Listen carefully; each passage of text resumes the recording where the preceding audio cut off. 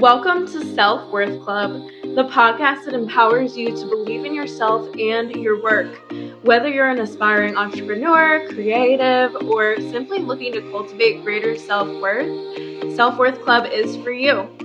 Join us each week as we empower you to believe in yourself and unlock your full potential.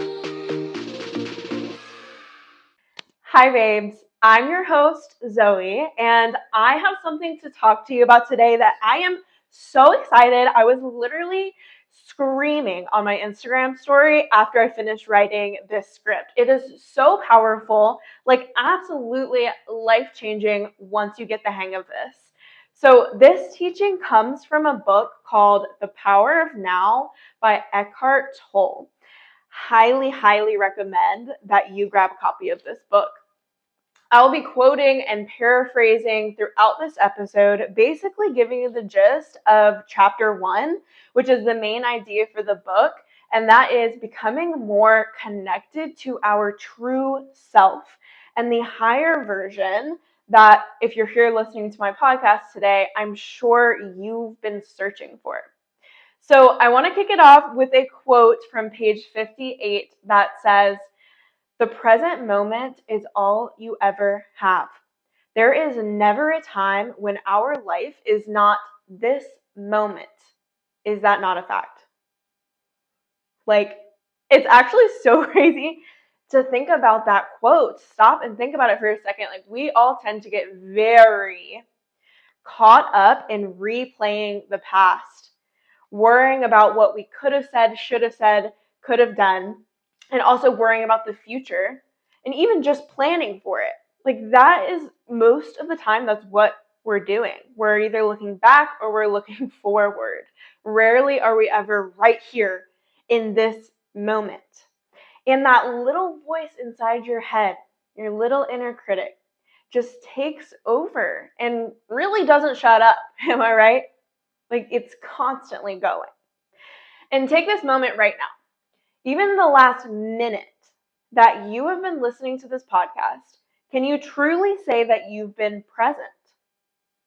Just focusing on my words and what I have to teach you today?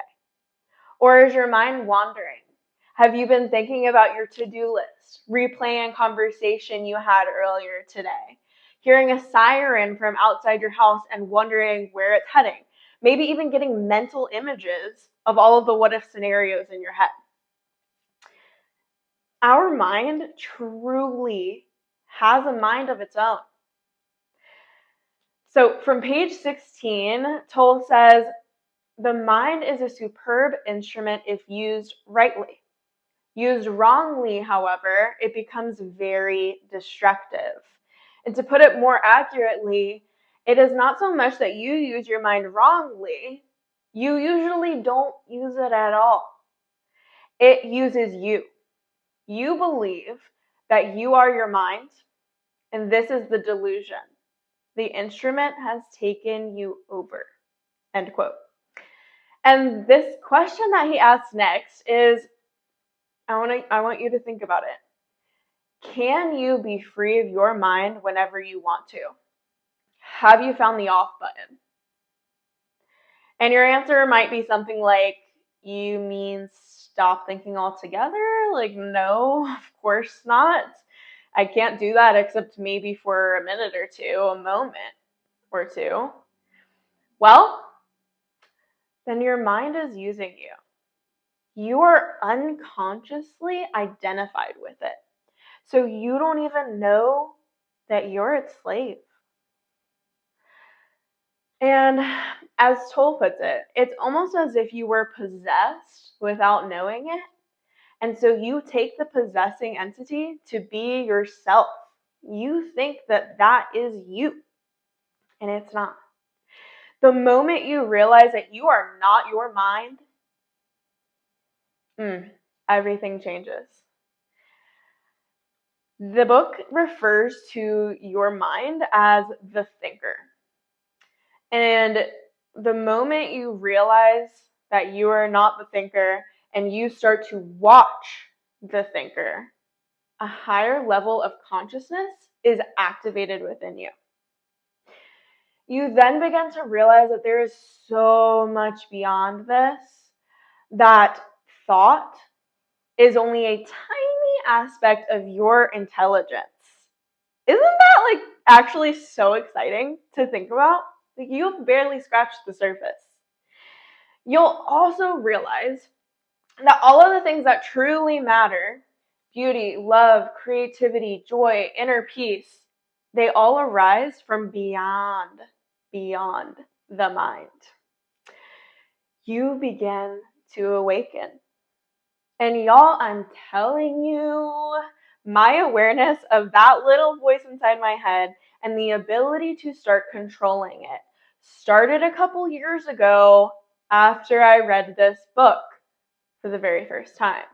And going back through the highlighted bits to write this episode script for you, my mind was blown all over again. And I know I'm 100% going to be rereading it starting tonight.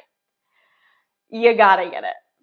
The problem with our mind, the problem here that I want to talk about, is that it can so easily take us over and take us out of the present moment. And while I might have been more aware and present in the moments after reading this, in the months after reading this book, when it was very fresh in my mind, at some point, the thinker, my mind, slowly started to take over again. And although it's nowhere near what it used to be, and I am able to have more control over my thoughts, definitely, and how it affects my emotions and actions than I was before, I'm telling you, this is an area where there is always work to be done. And just like you have to continue to exercise your body to keep your gains, the same has to be done with your mind to stay conscious and present. Virtually everyone has a voice in their head, or voices. It's giving you continuous monologues and dialogues, narrating your entire life, with positive and negative comments, with judgment of others or things, comparisons, complaining, likes, dislikes, and the list goes on. I'm sure you know what I'm talking about. And it's not even relevant half the time. Like, it's just so random or focused in the past, things we can't do anything about. Like, you'll be at the gym, listening to your bangers playlist, working out, and meanwhile, in your head, you're rehearsing this conversation that you've been planning to have with your partner, and you're literally getting mental images, you're going back and forth with scenarios. Like, it's crazy. And it's also not uncommon for the little voice in your head to be your own worst enemy. Many people live with a bully in their head that constantly attacks, punishes, and belittles them. That is the most draining thing. Some speak to themselves in the first person and some in the second. And a lot of people even come to ask, why can't I shut you off? Have you ever asked that? Ever thought that? You're not alone. And it doesn't have to be this way. So I'm going to give you the first step to freeing yourself from it right here, right now. And that is awareness. Start listening to the voice as often as you can and pay specific attention to any repetitive thoughts.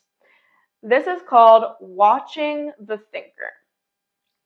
While you're watching the thinker, it is super important not to pass judgment or criticize your thoughts, those thoughts that your mind is coming up with. Because then that would mean that the same voice has come in again through the back door. You're simply a witness to the thoughts. And soon you'll realize there is a voice, and I'm here listening to it, watching it. And your mind will be blown. This is I am realization. This sense of your own presence is not a thought. It arises from beyond the mind. I'm going to give you a minute. Take a second and soak all of that in, and maybe even replay the last 30 seconds. Okay, so let's dive a little bit deeper here. When you listen to a thought, you are aware not only of the thought, but also yourself as a witness to the thought. A new dimension of consciousness has come in. As you listen to the thought, you feel a conscious presence. This is your deeper self. I had to make sure my mic was on. This is your deeper self, and it is so cool to realize this. It is behind or underneath the thoughts, because again, you are not your mind. And the thought then loses its power over you and quickly subsides because you're no longer energizing the mind through identifying with it. And this is the beginning of the end of your inner critic, of your mind's involuntary and compulsive thinking. We're gonna get quiet. So with this, gaps of nothingness, of stillness will start to appear. Just small moments to start off with, but the more you practice this awareness, the longer those moments of stillness and peace will get, allowing you to be fully present in your life. And this is where you will feel the most joy, the most gratitude for where you are now, no matter what the circumstances are. Another way to create this gap of stillness is to be extremely present and focused in the moment. And you can practice this by taking something that feels routine to you, where your mind tends to wander, and give it all of your undivided attention. So for example, like brushing your teeth. Instead of zoning out like we tend to do, going deep into our thoughts and letting our mind run through everything we need to do that day, worry about the time, the meeting that you have later, the fact that you didn't sleep well last night, you're going to instead focus on every little detail involved in the process of brushing your teeth and in what all of your senses are experiencing throughout that process. So now a task that was once just a means to an end becomes an end in itself. Very, very cool. And here's the last thing I want to leave you with to think on, because although this was short and sweet, it was a lot of information to process, and you've got some things to practice. When it comes to our minds, we have to be a net, not a scoop. I'm going to say that again. When it comes to our minds, we have to be a net, not a scoop. Filtering through our thoughts and choosing what we keep, not just taking it all in and letting it control us. This is super important because that little voice inside your head, it belongs to your conditioned mind. And it is the result of all of your past history as well as the collective mindset that you inherited growing up. So essentially, you're seeing and judging the present moment through the eyes of the past. So you aren't open-minded. You have a distorted view of what's happening. And it is our job to take control, to take responsibility, and to take action that will lead us to the versions of ourselves that we want to be. Whatever happened in your past, leave it there. You have a responsibility and the option to change now. Don't let that define you, and sure as hell don't use it as an excuse. We need to create the life that we dream of having, while truly appreciating what we have now and finding joy here in this moment, because it really is about the journey, not about the destination. You're always going to have somewhere you want to get to. What is life if you're not enjoying the process of that? If you're not enjoying the thousands of other days because you're just focused on that one out in the future? And that's a wrap.